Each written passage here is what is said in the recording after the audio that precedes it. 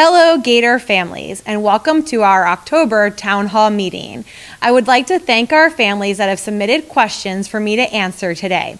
I also want to let you know that Nurse Neeson, Miss Rantilla, our music teacher, and a special kindergartner are also going to make separate videos for you to answer some more questions and to provide some more clarification. Each of those will be provided in a different YouTube video for your viewing pleasure. For my questions, let's start with the most important. What are the hours and the school schedule starting for our students on Monday, October 26th? Monday still remains a day where staff is working in the building. We will have our morning meetings virtually on Google Meet, still beginning at 8:55 with our morning announcements for approximately 20 minutes. Those morning meetings will still occur on Monday. On Tuesday and Wednesday, our A students will have instruction from 9 to 12, and our B students will have their instruction from 2 to 4. On Thursdays and Fridays, our B students will have instruction from 9 to 12, and our A students will have instruction from 2 to 4. Our morning meetings for Tuesday through Friday will be included in the time that your child has live with his or her teacher. Next question. What will be the virtual times for students? Those times remain the same whether your family has selected virtual or hybrid. So again, A students are with their teacher from 9 to 12 on Tuesday and Wednesday, B students Tuesday and Wednesday 2 to 4, and then Thursday, Friday, B students from 9 to 12 and A students from 2 to 4. Do the times with the teacher have to be split across 4 days for virtual instruction? This makes childcare work balance much more difficult. We understand that change is difficult, and at this time, it seems like it happens often. We appreciate our families working with us through this new schedule change as it is impacting all elementary students. All of our students will have that instructional block between the Tuesday through Friday, as I mentioned earlier. If this does not work for your family, please reach out to your child's classroom teacher first to see if they can provide a solution. If that doesn't work, please reach out to me and we will work with you to find a solution that works. We know many families had adjusted to our 9 to 2 hours, so doing an AM and PM split can be challenging. We are happy to talk through and look for solutions that will work for you. Does instruction time have to go beyond 2 p.m. or can we continue with what is already working? I'm glad to hear what we had in place has been working for your family, and I apologize that the upcoming change may not be as ideal. However, the gain we have in this situation is that students will get to be with their teacher 4 days a week instead of just 2 days a week. This increase will benefit our students because they will get to interact daily with their teacher instead of having long gaps in between their instruction. It will also significantly decrease the amount of work that students have to do independently. Tuesday through Friday, students will be looking at approximately 1 to 1.5 hours of independent work instead of the 3 we were already doing. This is a huge gain to our students to have more live time with their teachers. So with that being said, the next question is, if so, what if a child in a newly established routine for the last 2 months is unable to sign on for the entire duration of class on those days due to conflicts? If you have a conflict with that 2 to 4 time spot, again, please reach out to your classroom teacher first and see if you can find a solution. Perhaps the teacher can offer some independent work that can be done instead so your child doesn't miss the content that's being taught during that time slot. If that doesn't work, please reach out to me and we'll find an alternative solution that works for you and your Gator. The next question was a popular one as well. Why not just stay there full-time once they're already here? We still have to socially distance our students to follow our COVID protocols, so our classrooms are limited in the number of students we can have in each room. Because of this, we do need to stay on an A-B schedule. Unfortunately, we can't have the students here for longer time frames because our teachers need to prepare for their afternoon session to continue to see the other half of the class. We have also created the schedule knowing that it's the intention of middle school and high school to come back at the end of first semester. This will allow busing for all Stafford County public students to work once that happens. Next question. If the majority of children opt to stay 100% virtual, would that allow for the children that are participating in hybrid model to go in person more often? The answer to that is no. Our hours will remain the same whether students are hybrid or virtual for consistency's sake for students who are learning and also for teachers who are aligning their pacing to make sure students receive all of the content that they need for this school year. Next question. Will the 3 hours in school include any recess time outside? We know our Gators love recess, and we want to make sure that we're providing opportunities for our students to move as much as we can. However, only having our students here from 9 to 12 means that we have a lot of content to get done during that time. Our teachers will make sure to provide movement breaks and opportunities for the students to get those wiggles out, which may include time outside. However, we won't have a structured recess time. Once our students leave school at noon, for those who are returning hybrid, we hope once they're home or at their daycare provider that they can have some fun outside, especially since they'll have less on my own work. Our next question, how much time will be spent on meals, recess specials, and how much of it is instructional time? So the good news is when our Gators come back, that time from 9 to 12 is pretty much set aside completely for instruction. Students will have specials when they're at home. Ms. Rantilla will go through a whole video to answer that question, and you can also find information in our Gatorgram that went home on Monday. Recess, again, won't have a structured time, and the only meals that students will have here at school that will be free of charge is breakfast when they first arrive. So the entire time that we are here for those returning hybrid from 9 to 12 will basically be on instruction. The next question that has to do with scheduling. When will the students have morning meetings? I've heard some conflicting answers. After meeting with the staff, we have determined the least interruptive way to move forward for our families is to continue having morning meeting at 8:55 on Mondays when the entire class will get to join their teacher and their morning meeting buddy. But Tuesday through Friday, morning meeting will be incorporated into either the 9 to 12 spot or the 2 to 4 spot, so students are not having to sign in every morning at 9 a.m. We hope that helps our families as they plan for their days ahead. Next questions have to do with teacher assignments and school visits. Will virtual students be able to stay with their original teachers? Any classroom changes, those families were notified last Friday by our office staff via email if your child will have a new teacher. If you did not change your plan between hybrid or virtual from what you picked in August, you remain with the same teacher. Otherwise, we did have to make some movements based off of which of our teachers will be in the building for hybrid and which are remaining virtual. Next question. Will our students have a chance to find out where their classroom is before the first day of school? This also goes along with questions about coming in for an open house before hybrid, and will they have the opportunity to tour the school or will they come in blind? At this point in time, due to COVID protocols, we are not allowing anyone in the building besides staff and students that are required to be here. So that does mean we will not be able to provide tours ahead of time for our students before they come back for our hybrid model. However, we want you to know that we have your Gators completely covered. They'll be greeted on the bus ramp or at car riders by our staff.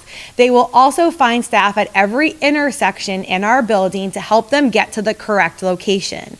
We are fortunate that our numbers coming back for hybrid are fairly small. We are about 70% divided among the 2 days. So our building will look far less busy compared to what we're used to. Our staff is ready to assist all of our Gators to make sure they get from their designated transportation to their classroom without any issues. At our dismissal time, which I'll talk more about in a moment, we will also have staff that will be escorting our students from the classroom to their bus or car. So please know that your Gator will never be alone to walk from their mode of transportation to their classroom. We will make it as seamless and as fun as we possibly can. The next question for this section, will there be in-person extra help for specific subjects? And the answer to that is absolutely yes. As always, we will continue to meet the needs of our Gators through our amazing paraprofessionals and other support staff in our building. Some of that will happen virtually and some of that will happen in person within the building. Stay tuned for more information about the specific concerns for your child and who will be addressing those. The next question, Will online-only classes still have paras to help do small group work? And the answer to that is yes. Because some of our virtual classrooms have larger numbers, I have offered those teachers first priority in making sure they have one of our Gatorific paraprofessionals working alongside of them. The teachers will have the option to use breakout rooms for virtual sessions, just like here at school we can do small groups. So we will continue providing the staffing for that to happen. Our next questions go into our specials. How will specials take place during school? Our specials will be available for our students via Google Meets live 2 days a week. That schedule will be sent to you by your classroom teacher. The other 4 specials during the week, your students can access still asynchronously through Canvas. We hope they participate in as many specials as possible, but we do understand that scheduling might be an issue. If that's the case, no worries. You still have access to all 6 of our specials weekly asynchronously for your students to participate in. Will focus classes still be virtual or in person at the school? All of our focus services, along with our ESOL services and other additional supports your student may receive, most likely will be happening during their asynchronous time when they're outside of school. That way, when they're here at school and meeting with their teacher live, we're able to provide them the best instruction during that time. Please know that Mrs. Childress, Mrs. Nichols, Ms. Fitzhugh, and all of our other support staff that work with your students will be in contact with you if they have not already to let you know when they're meeting with your Gator.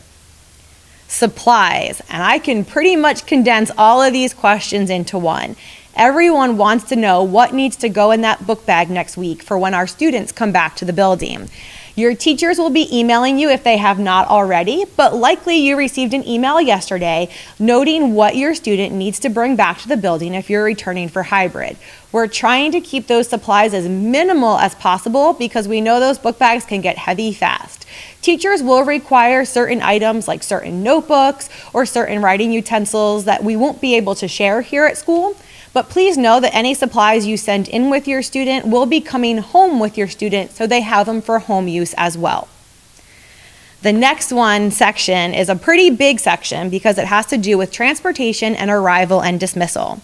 How will arrival and dismissal work? Our students that arrive in the building in the morning, whether it be through car riders or bus riders, will be greeted by our staff upon arrival. We will maintain social distancing as the students enter the building.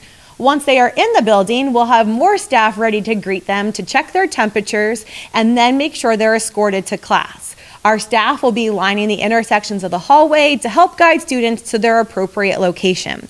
That is applying to both car riders and to our bus riders. For dismissal in the afternoon, students will dismiss directly from their classroom to either their bus or to their car. We will have extra set of hands in each of our classrooms to help make sure our students get to the correct location. Next question.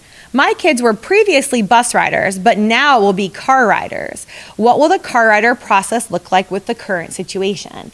So our Gatorgram, which is our school newsletter, did go out on Monday, and I tried to give some advance notice that our car rider line might be a bit longer than what we've experienced in the past. We do have a lot of students who are opting to be car riders this year.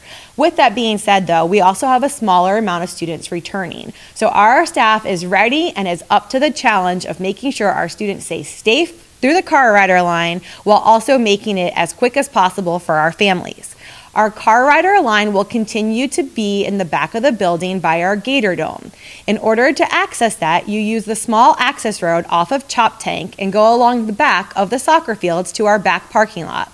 There, the staff will greet you and your student as they exit the vehicle. We do ask that all other family members remain in the vehicle for social distancing and for safety purposes so we can move our line as quickly as possible. Your Gator will then be escorted inside where their temperature will be checked before heading to class. The car rider line will start at approximately 8:40 and end at 8:55. We're hoping that we can keep our speed where it's been in the past while also maintaining safety. In the afternoon, we will start dismissing promptly at 12 o'clock and hope to be able to get through the car rider line by 12:20. These will be the same times that our buses are arriving as well. Again, the arrival time will be approximately 8:40 to 8:55, and dismissal time will be approximately noon to 12:20.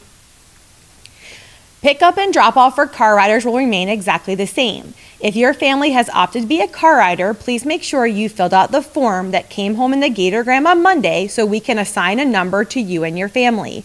Those packets will come out with your Gator upon their first pickup day, so you have their number to be in the vehicle ready to go. Will we be getting car rider numbers for kids who aren't taking the bus? You absolutely will, as long as you fill out that form. Even if you're going to be an occasional car rider, we highly recommend you complete that form and submit it back to Mrs. Cortman in the office so she can assign your family a number. Will each student have their temperature taken before getting out of their vehicle from parent drop-off? So due to the nature of the thermometers that we use here at school, they need to remain in the same climate. So going outside actually causes them to be less effective. We will have many staff members in our back lobby along with our front lobby to greet our students as they come in. If a student is having a temperature, we will have them go to the clinic where we will check their temperature again in a few moments to make sure it's not from being overheated from being in their vehicle or perhaps having layers of clothing on as it gets colder outside. If the student does have a temperature, they'll remain with our nurse in the clinic or in our isolation room until someone is able to pick them up. If our students don't have a temperature, then they'll get to head to class. Next question goes on to our buses. Is there going to be flexibility with buses as far as if we want the bus and end up not using it, or are we only able to use it certain days? So my recommendation to you is if you're going to use the bus at any point in time, that you go ahead and let us know that you need to be a bus rider. Our transportation department will be assigning seats to our students to help make sure we maintain social distancing. Siblings and those coming from the same home will be sitting together while others are as far apart as possible on the bus. In order to do this, transportation needs to know as soon as possible if you'll be a bus rider. However, if you decide not to ride the bus one day, that's okay. Your Gator seat will just remain open until they return to the bus. When will we see a bus schedule? Bus schedules will be released, or should have been released yesterday, Wednesday, and that will include your bus stop and the time for pickup and drop-off. Will students be allowed to remain at school until parents can pick them up? I'm assuming this question is about whether or not they get sick at school, and the answer to that is yes. We will use our isolation room for any students who are experiencing COVID-like symptoms until somebody is able to pick them up. Bus stops and bus times, again, should be available effective yesterday from transportation. If you do have any questions, don't hesitate to call our front office staff and they can help you with that information. Our next couple of questions have to do with our school nutrition, and that's going to be about breakfast and lunch and what food do you need to send with your child. So good news, you don't have to send anything with your student to eat here at school. All of our students are entitled to a free breakfast and lunch if they so choose. Breakfast will be eaten here at school upon arrival in the classroom. Our breakfast will be delivered to the classrooms at 8:30 so they are ready when our students arrive. If your student doesn't want breakfast, that's okay. They'll just get to skip it and they'll get to start with their instruction. For our lunches will be delivered to our classrooms right before dismissal in a grocery bag. Our students will leave with one hot lunch and one cold lunch to eat on one of the days that they're still at home. They'll also go home with a cold breakfast for one of their days that they're learning at home. If you don't want to participate in our free breakfast and lunch program, just let your classroom teacher know not to send the items home with your child, and we'll be happy to do that. If your child has any allergies, our amazing school nutrition staff, under the direction of Jen Rice, our cafeteria manager, will make sure that their items are marked appropriately so they get our allergy-free items. Next questions have to do with who's allowed in the building, and they were, are parents still able to volunteer, and are we allowed to take our children into class on the first week? As I mentioned earlier, at this point in time, for the safety of our students and staff, we are not allowing any visitors into our building. However, we would love for families to volunteer at home if you're willing and able. I'm sure if you reach out to your classroom teacher, they can find something for you to help with. If not, give the office a call and we'll find something. Unfortunately, you won't be able to walk your child to class the first week, but I promise you, our Gatorific staff will be ready and waiting for them. As excited as we are to have our Gators back, I assure you, we will be lining the hallways to make sure your students feel welcome. The last set of questions I have about safety protocols and a couple of other pieces, just about our restroom use and water fountains. All of our water fountains are covered. Nurse Neeson will go into more detail as well. However, the bottle fillers are open, so if you send your child with a reusable water bottle, they will be able to refill that. If they forget and they need a drink, we will have the mini-size water bottles available for all of our students. Our restrooms for kindergarten and first grade are within the classrooms, so students will be able to access them and then wash their hands right in the classroom. Our second through fifth graders will use our hallway bathrooms, but we'll make sure we have staffing there to help monitor that there's not more than 2 students in the restroom at a time to ensure social distancing. All of our classrooms do have sinks for frequent hand washing. Small group instruction was another question. Will it be incorporated, and if so, how will it look? Which kind of ties into the next couple of questions. Are the kids going to need to wear shields and masks?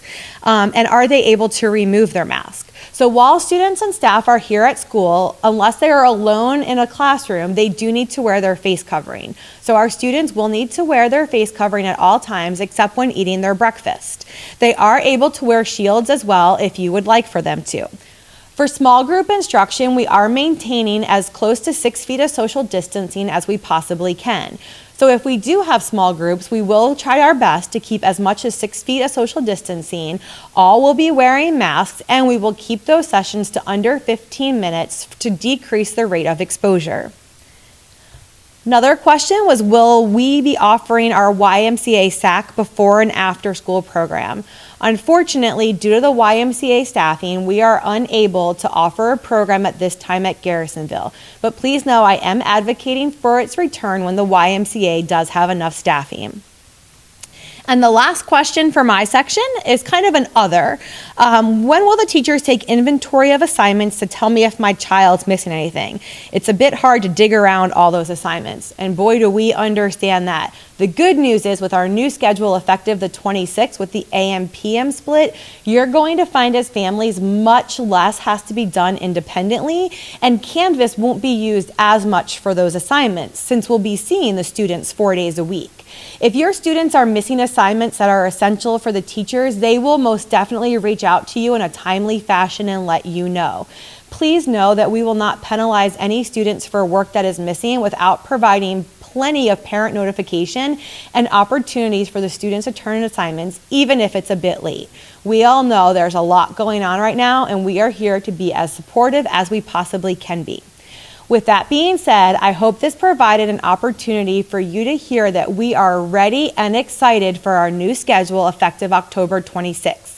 If you should have any questions, please do not hesitate to call me here at school Monday through Friday or send me an email at any point in time, and I would be happy to answer those questions for you. I also hope that you find more answers in Nurse Neeson and Ms. Rantilla's question, and that you have an opportunity to share with your Gator at home what it will look like from a student perspective arriving and dismissing from here at school.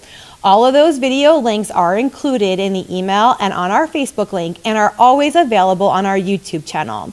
I hope you all have a Gatorific weekend ahead, and we look forward to our new schedule Monday. Thank you, Gator families.